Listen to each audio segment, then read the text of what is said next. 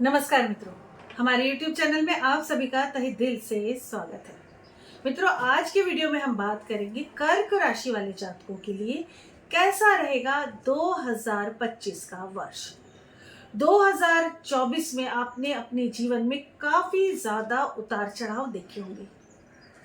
मित्रों, शनि वक्री थे जो नवंबर में मार्गी हुए हैं, तो उसका प्रभाव अब आप पॉजिटिवली इस साल यानी कि 2025 में देखेंगे। मित्रों, शनि और राहु केतु वर्ष में सिर्फ एक बार गोचर करते हैं, तो इनके गोचर का प्रभाव हमारे जीवन में बहुत ज्यादा पड़ता है। अब आगे मैं गोचर के बारे में, ग्रहों के गोचर के बारे में बताऊं और उसके बाद में विस्तार से आपके राशि का राशिफल 2025 के हिसाब से बताऊं। उसके पहले आप यह सुनिश्चित कर लें कि आपने अभी तक हमारे चैनल को सब्सक्राइब किया है या नहीं।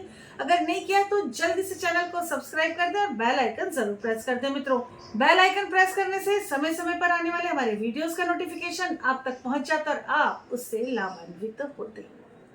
मित्रों, स्क्रीन पर मेरा नंबर भी दिया हुआ है, उस नंबर पर आप व्हाट्सएप करें, डायरेक्ट कॉल ना करें, अपॉइंटमेंट लेकर अपनी समस्या बताकर उसका निदान प्राप्त करें। नंबर है 9820793975। मित्रों, बात करते हैं कर्क राशि के लिए, कर्क राशि वाले जातकों के लिए ग्रहों के गोचर के बारे में।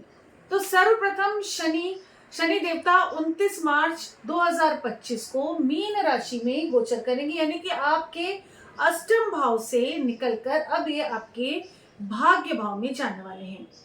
वहीं लग्जरी के कारक शुक्र देवता भी 28 जनवरी 2025 को गोचर करके आपके भाग्य भाव में जाने वाले हैं। ये बहुत ही शुभ संकेत है मित्रों।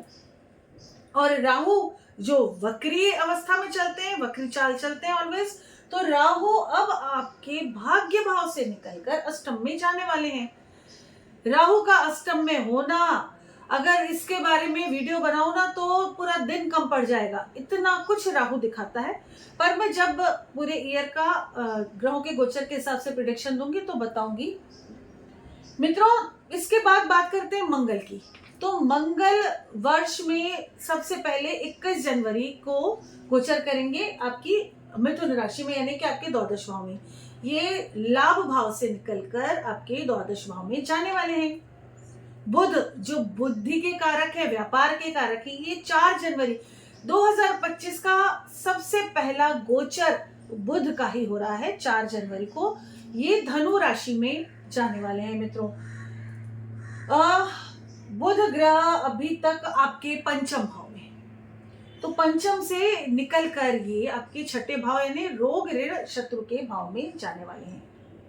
बात करते हैं सूर्य जो स्वास्थ्य के कारक हैं। सूर्य के हमारे जीवन में बहुत ज्यादा महत्ता है। सूर्य 14 जनवरी को मकर राशि में गोचर करने वाले हैं। आपके छठे भाव में, रोग ऋण शत्रु के भाव में अभी तक थे, अब ये 14 जनवरी को जा रहे हैं आपके सप्तम भाव में।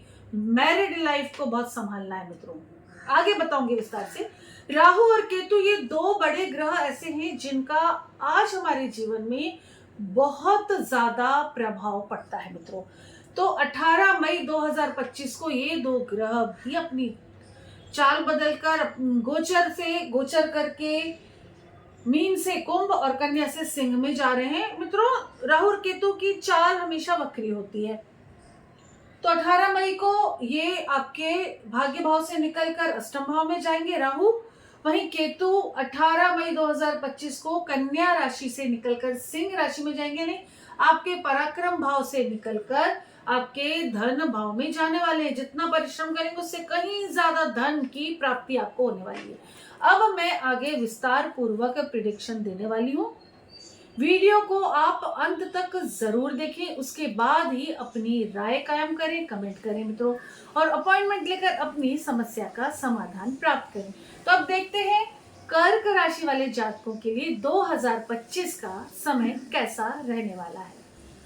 कर्क राशि वाले जातकों के लिए 2025 आपको बड़ी समस्याओं से राहत दिलाने वाला वर्ष साबित होगा। विशेषकर मार्च के बाद आपको पिछली समस्याओं से निजात मिल सकती है।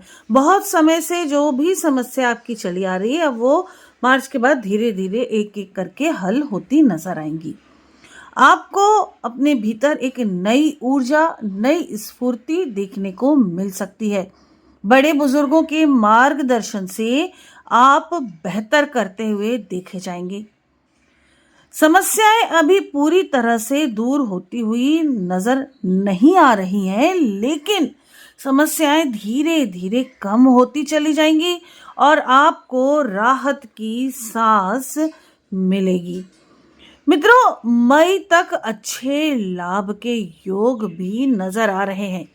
वहीं मई के बाद आपके खर्चे बढ़ते हुए दिख रहे हैं। हालांकि विदेश या जन्म स्थान से दूर रहने वाले जो भी जातक हैं, उनको मई के बाद बहुत अच्छे रिजल्ट मिल सकते हैं। हर क्षेत्र में आपको अच्छे रिजल्ट देखने को मिलेंगे। जो अपने जन्म स्थल से दूर या कहीं विदेश में रह रहे हैं, पढ़ रहे हैं या काम कर रहे हैं, अन्य लोगों को आर्थिक और पारिवारिक मामलों में मई के बाद कुछ एक्स्ट्रा समझदारी और जागरूकता दिखाने की ज़रूरत पड़ेगी। नॉर्मली चीज़ें बिना कुछ करे इतनी अच्छी नहीं हो पाएंगी जितना कि आपकी समझदारी से अच्छी हो जाएंगी। राहु का गोचर मिड मई के बाद तुलनात्मक रूप से कमज़ोर हो रहा है मित्रों, यानी कि बीच बीच में कुछ अप्रत्याशित रूप से परेशानियां रह सकती हैं। लव मैरिज की बात करें, आपकी मैरिड लाइफ की बात करें, तो मई तक का समय बेहतर रहेगा, लेकिन मई के बाद थोड़ी सी अंडरस्टैंडिंग आपको प्रयास से बनाने की ज़रूरत पड़ेगी, अन्यथा समस्याएं आएंगी। आगे जब विस्तार से एक एक चीज़ के बारे में बताऊंगी, तब इस बारे में भी बताऊंगी कि कैसे समस्याओं को हैंडल करें। स्टूडेंट्स के लिए मई के पहले आपकी पढ़ाई की गति को अगर आपने मेंटेन कर लिया, यानी कि आप जुट गए पढ़ाई में, तो आगे आने वाला समय आपके लिए काफ़ी बहुत ज़्यादा अच्छे परिणाम लेकर आने वाला है। मित्रों, अब हम बात करते हैं कर्क राशि वाले जातकों के लिए विस्तार पूर्वक यह वर्ष कैसा रहने वाला है, इसके बारे में। तो सर्वप्रथम बात करते हैं आपकी हेल्थ को लेकर। तो स्वास्थ्य के दृष्टिकोण से वर्ष 2025 मिला जुला या फिर कभी कभी कुछ कमज़ोर परिणाम भी देता हुआ नज़र आ रहा है, यानी कि हेल्थ का आपको पूरे ही वर्ष बहुत ज़्यादा ध्यान रखने की ज़रूरत है। 2025 की शुरुआत से लेकर मार्च के महीने तक शनि का गोचर आपके 8वें भाव में रहेगा, जो स्वास्थ्य के लिहाज से बहुत अच्छा नहीं कहा जा सकता है। हालांकि शनि छोटी छोटी परेशानियां देता है, लेकिन आयु को हानि नहीं होने देता है। जब भी अष्टम में गोचर में शनि है, तो आयु की हानि नहीं होने देता है। विशेषकर यदि आपको कमर, जननांगों या मुख से संबंधित कोई परेशानी पहले से है, तो इस समय अंतराल में आपको अपनी हेल्थ के लिए बहुत ज़्यादा कॉन्शियस रहना चाहिए, जागरूक रहना चाहिए, और छोटी सी भी समस्या होने पर तुरंत आपको डॉक्टर को दिखाना है, उचित इलाज लेना है। समस्या धीरे धीरे कम हो जाएगी।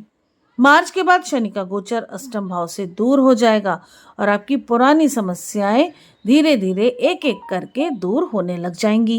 यानी कि मार्च के बाद हेल्थ पॉइंट से देखें तो काफ़ी हद तक चीज़ें संभल जाएंगी मित्रों। हालांकि मई महीने के मध्य में देवगुरु बृहस्पति का गोचर आपके 12वें भाव यानी कि द्वादश भाव में हो जाएगा, जो पेट और कमर से संबंधित कुछ परेशानियां दे सकता है। हालांकि ये परेशानियां नए सिरे से आ सकती हैं, यानी कि पुरानी परेशानियों के होने की स्थिति में अगर उनका सही ढंग से इलाज हो रहा है, उचित ढंग से आपका आहार विहार है, तो वो दूर हो सकती हैं। पुरानी बीमारियां धीरे धीरे ठीक हो सकती, परंतु नई बीमारियां, अगर आपको कमर की, पेट की पुरानी बीमारी नहीं है तो अब शुरू हो जाएगी, और अगर पहले से चली आ रही है तो वो ठीक हो जाएगी। धीरे धीरे काफ़ी आराम मिल जाएगा आपको।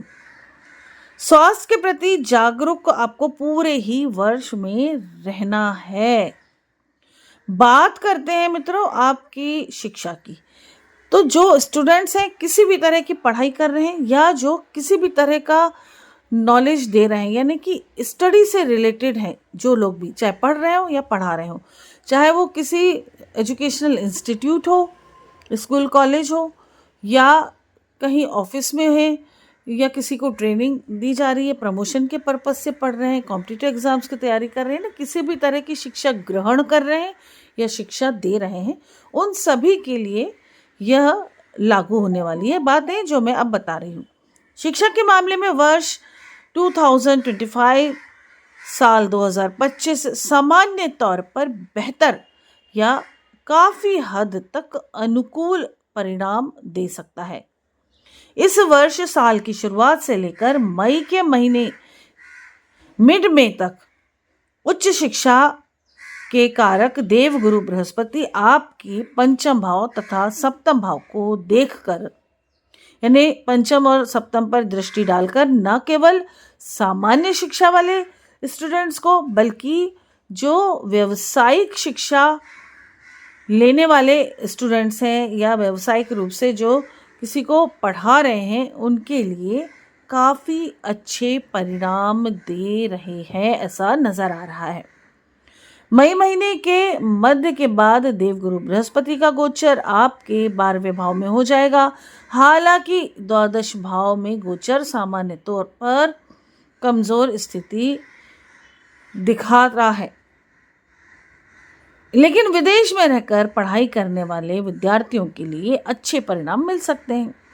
जहां द्वादश भाव का गोचर सामान्य तौर से कमज़ोर स्थिति को दिखा रहा है, तो वहीं विदेश में यानी कि जन्म स्थल से दूर रहकर जो भी पढ़ रहे हैं, पढ़ा रहे हैं, शिक्षा से संबंधित किसी भी तरह की चीज़ों से जुड़े हैं, तो उनके लिए चीज़ें बेहतर होती नज़र आ रही हैं। विद्यार्थियों को जन्म स्थान से दूर रहकर पढ़ाई करना चाहिए, बहुत अच्छा होने वाला है। उसके बाद विशेषकर उच्च शिक्षा प्राप्त करने वाले जो भी स्टूडेंट्स हैं वो अनुकूल परिणाम प्राप्त कर सकते हैं, क्योंकि देवगुरु बृहस्पति द्वादश भाव में बैठकर आपकी चतुर्थ भाव को देखेंगे। हालांकि वर्ष की शुरुआत में थोड़ी सी आपको एक्स्ट्रा मेहनत करनी पड़ेगी, लेकिन बाद का समय धीरे धीरे आपको काफ़ी अच्छे रिजल्ट देता नज़र आएगा।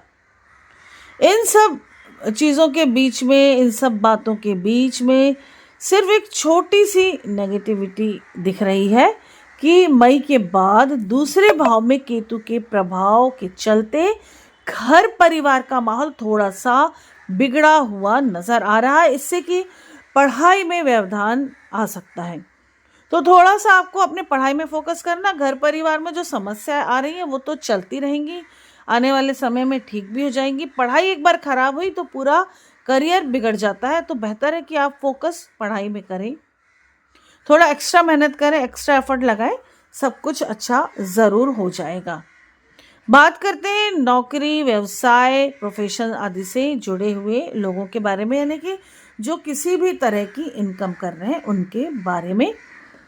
तो मित्रों, यह वर्ष आपके लिए पिछले कुछ वर्षों से काफ़ी बेहतर नज़र आ रहा है। काफ़ी अच्छे रिजल्ट आपके काम में नज़र आ रहे हैं। बस जल्दबाजी में कोई निर्णय नहीं लेना है। लापरवाही भरे निर्णय आपके लिए अच्छे साबित नहीं होंगे। सोच समझकर बड़े बुजुर्गों से सलाह लेकर ही कोई निर्णय लेना है। अगर अभी तक आपके पास जॉब नहीं है, आप प्रयास करेंगे जॉब मिल जाएगा। प्रमोशन चाहते हैं तो थोड़ा सा एक्स्ट्रा एफर्ट लगाएं, प्रमोशन मिल जाएगा। कोई नया व्यवसाय शुरू करना चाहते हैं तो हॉरोस्कोप ज़रूर दिखा लें अथवा टैरो कार्ड रीडिंग करा लें, उसके बाद ही आगे कदम बढ़ाएं। कहीं से कोई पैसा अगर आपके पास आ रहा है, मिल रहा है और आप कहीं इन्वेस्ट करना चाह रहे हैं तो बड़े बुजुर्गों की सलाह अवश्य लें। किसी भी नए बिजनेस को शुरू करने से पहले आपको उचित परामर्श लेने की ज़रूरत है। हालांकि शनि व्यापार व्यवसाय में मदद नहीं कर रहे हैं, लेकिन व्यवधान भी नहीं डाल रहे हैं मित्रों। मार्च के बाद शनि की नेगेटिविटी आपको थोड़ा देखने को मिलेगी, लेकिन कोई ऐसी बड़ी प्रॉब्लम नज़र नहीं आ रही है, चीज़ें संभल जाएंगी। मई महीने के मध्य तक का समय व्यापार, व्यवसाय, प्रोफेशन, जॉब आदि के मामले में काफी ज्यादा मददगार रहने वाला है। इसके बाद का समय उन लोगों के लिए अच्छा बना रहेगा जिनका काम भाग दौड़ का है, जो बहुत ज्यादा मेहनत करते, कभी इधर भाग रहे कभी उधर भाग रहे हैं, या किसी का टूर वाला जॉब है, टूरिंग जॉब है, या इस एक सिटी में थोड़े दिन है, दूसरी सिटी में थोड़े दिन रहना है। तो इस तरह के लोगों के लिए समय अच्छा रहेगा। क्रय विक्रय करने का जो काम करते हैं, विदेशी वस्तुओं के आयात निर्यात से जुड़े हुए हैं, या उनके ऑफिस में जॉब कर रहे हैं, तो आपके लिए यह समय काफी अच्छा नजर आ रहा है। अन्य लोगों के लिए भी अच्छा होगा, परंतु तुलनात्मक रूप से आपको मेहनत ज्यादा करनी पड़ेगी। जो लोग एक्सपोर्ट इंपोर्ट का काम कर रहे हैं या उस तरह के ऑफिसेस में, उनके लिए तो नॉर्मल मेहनत से भी प्रॉफिट दिख रहा है, लेकिन बाकियों को बहुत ज्यादा मेहनत करने की जरूरत पड़ने वाली है। मित्रों, अब बात करते हैं आपके आर्थिक पक्ष की। तो जब आपके काम में अच्छा हो रहा है तो आर्थिक पक्ष भी मजबूत होगा, लेकिन पूरी तरह से आर्थिक समस्याएं दूर हो जाएंगी, इस बात में थोड़ा संशय दिख रहा है। एक और, जहां मार्च के महीने के बाद धन भाव से शनि की नेगेटिविटी दूर हो रही है, तो वहीं मई महीने के बाद दूसरे भाव में केतु का प्रभाव शुरू हो जाएगा। हालांकि तुलना करें तो यह स्थिति बेहतर ही कही जाएगी, यानी कि पिछले कुछ सालों की तुलना में ये साल 2025 का साल आर्थिक रूप से बेहतर रहने वाला है। फिर भी छोटी मोटी कोई ना कोई समस्या आती रहेगी, उतार चढ़ाव थोड़े बहुत बीच बीच में चलते रहेंगे। धन का कारक देवगुरु बृहस्पति साल की शुरुआत से लेकर मई महीने के मध्य तक आपके लाभ भाव में बने हुए हैं, जो आपको आपकी मेहनत के हिसाब से ही आपको अच्छा प्रॉफिट कराने वाले हैं। इस तरह से हम ये देखते हैं कि अप्रैल और मई मध्य तक का समय कुछ अच्छी आर्थिक उपलब्धियां दे सकता है। हो सकता है रुका हुआ धन आपको मिल जाए, कोई प्रॉपर्टी वाहन आदि बेचना चाहते हैं तो बेचकर पैसा मिल सकता है, कोई पैतृक संपत्ति या उससे धन का लाभ आपको हो सकता है। मित्रों, मई महीने के मध्य के बाद आपके खर्च बढ़ते नजर आ रहे हैं। पैसा आएगा तो खर्च बढ़ेंगे। हालांकि पैसे का इन्वेस्टमेंट करने से पहले बहुत सोच समझ के कदम बढ़ाना है, बड़े बुजुर्गों की सलाह लेनी है, अथवा आपको अपने हॉरोस्कोप टैरो रीडिंग करा लेनी चाहिए। हालांकि अनुकूल बात यह रहेगी कि यदि इस वर्ष आप लोन लेना चाह रहे हैं तो उस मामले में जो भी आप भाग दौड़ करेंगे उसका रिजल्ट आपको बहुत पॉजिटिव मिलेगा। लोन आपको जरूर मिल जाएगा। हो सके तो लोन लेने से बचें, परंतु अगर आपको कोई बिजनेस को बढ़ाने के लिए पैसा लोन लेना पड़ रहा है, घर आदि लेने के लिए एक छोटा सा हिस्सा लोन लेना पड़ रहा है, तो आप ले सकते हैं। कोई भी काम के लिए पूरा पूरा लोन लेकर काम ना करें। बात करते हैं आपकी लव लाइफ, मैरिड लाइफ के बारे में। तो मित्रों, लव लाइफ के बारे में यह वर्ष आपके लिए राहत भरा हो सकता है। पिछले 2 सालों से शनि ग्रह का प्रभाव आपके पंचम भाव पर बना हुआ था, जो लव लाइफ में बेरुखी का माहौल निर्मित कर रहा था। मार्च महीने के बाद शनि का प्रभाव पंचम भाव से दूर हो जाएगा, तो नेचुरल है कि इससे आपकी लव लाइफ में बेहतरी आएगी, क्योंकि पुरानी समस्याएं जो भी हैं वो छोटी छोटी बातों पर होने वाली नाराजगी अब नहीं होगी, छोटी छोटी बातों पर चिड़चिड़ाहट अब नहीं होगी, जरा जरा सी बातों में एक दूसरे से बात करना बंद कर देना या बीच बीच में एक दूसरे को ब्लॉक करना, अब ये सब चीज़ों में बहुत कमी आती चली जाएगी और रिश्ता मजबूत होता चला जाएगा। हालांकि देवगुरु बृहस्पति का गोचर मई महीने के मध्य तक अनुकूल बना हुआ है, अतः इसके पहले का समय नए नए युवा हो रहे लोगों को लव पार्टनर या मित्र बनाने में मददगार बनेगा। मित्रों, मई महीने के मध्य के बाद लंबे समय तक पंचम भाव पर ना कोई नेगेटिव प्रभाव रहेगा, ना ही कोई पॉजिटिव प्रभाव रहेगा। यानी कोई नेगेटिव पॉजिटिव कुछ भी अलग से नहीं दिख रहा है, न्यूट्रल है। यानी कि लव लाइफ नॉर्मल चलती रहेगी। अगर आप सिंगल हैं तो आप चाह रहे हैं अगर कि कोई आपकी लाइफ में आए तो ज़रूर आएगा। कोई पार्टनर आपका जिससे आप बहुत प्यार करते हैं, नो कांटेक्ट की सिचुएशन में चले गए हैं, उनसे संपर्क करें, सफलता के चांसेस बन रहे हैं अगर उनकी लाइफ में कोई और नहीं आया तो। मित्रों, प्रेम जीवन को विवाह में तब्दील करना चाहते हैं तो उसके लिए भी आपको अपने पेरेंट्स से बात करनी चाहिए और उचित समय देखकर या कुंडली दिखाकर समय पता करें, उस हिसाब से बात करें, आपको सफलता जरूर मिलेगी। शादीशुदा जीवन में भी प्रेम छोटे मोटे मतभेद के बाद, छोटे मोटे लड़ाई झगड़ों के बाद ठीक ठाक होता चला जाएगा।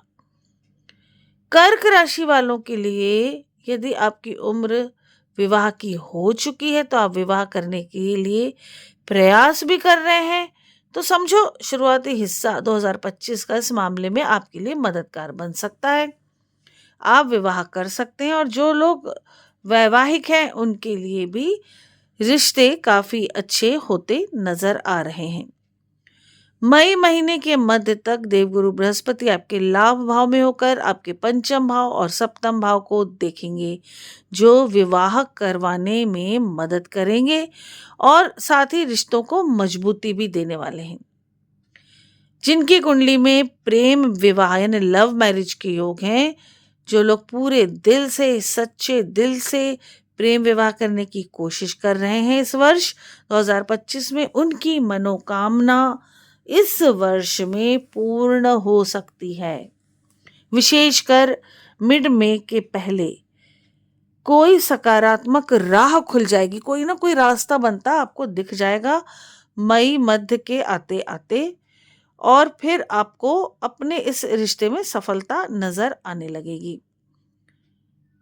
मित्रों, जो लोग वैवाहिक जीवन व्यतीत कर रहे हैं उनके लिए ये साल पिछले कुछ सालों से तुलनात्मक दृष्टि से देखें तो काफी बेहतर है। जो भी छोटे मोटे मनमुटाव चल रहे थे वो धीरे धीरे आपसी समझदारी से सुलझ जाएंगे, रिश्ता मजबूत होता चला जाएगा। बात करें गृहस्थ जीवन की, पारिवारिक जीवन की, तो परिजनों के साथ आपको मेल मिलाप करके रखना पड़ेगा। सावधानी पूर्वक निर्वाह करने की आवश्यकता है इस साल सारे रिश्तों के साथ जो एक ही छत के नीचे रहते हैं।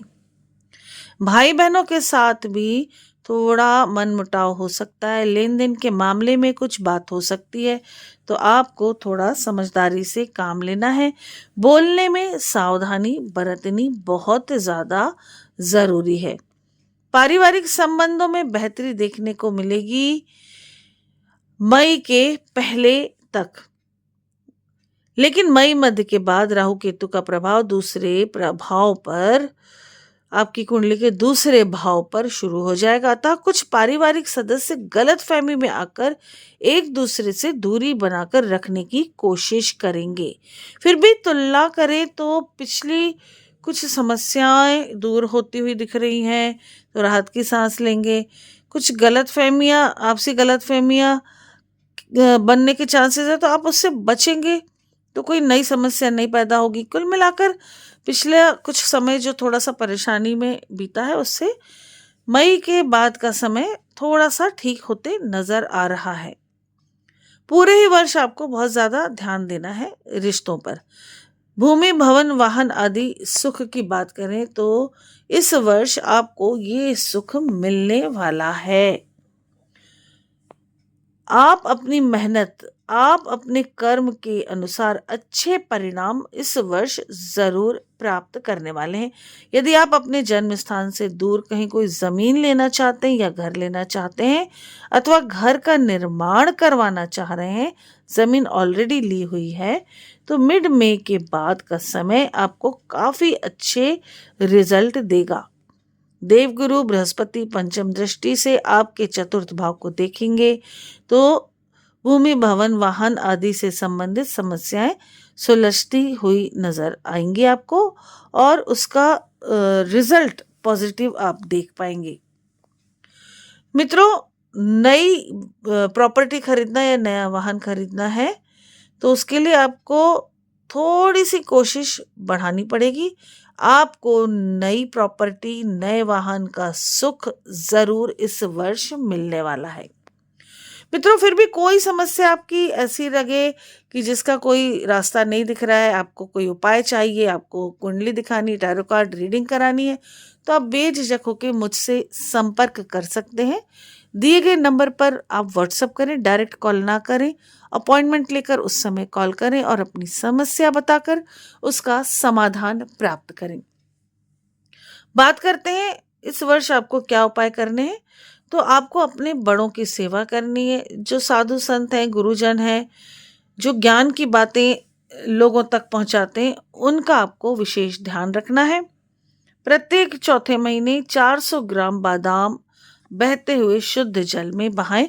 अगर आप बादाम नहीं ले सकते हैं तो मूंगफली, जो सींग दाना मूंगफली, उसको हल्का सा भूंजें, बिना तेल घी के कढ़ाई में हल्का सा भूंजें, उसका छिलका हटाएं, ठंडा करके वो मूंगफली को आप 400 ग्राम मूंगफली को बहते हुए शुद्ध जल में प्रवाहित करें। नियमित रूप से माथे पर हल्दी या केसर का टीका अवश्य लगाएं। मित्रों, इसी मनोकामना के साथ कि यह वर्ष आपके लिए सारी खुशियां लेकर आए, उत्तम स्वास्थ्य लेकर आए, अब मैं अपने इस वीडियो को विराम देती हूँ। अपना ध्यान रखें, अपनों का ध्यान रखें, स्वस्थ रहें, सुरक्षित रहें। इसी के साथ नमस्कार। जय श्री महाकाल, जय माता की।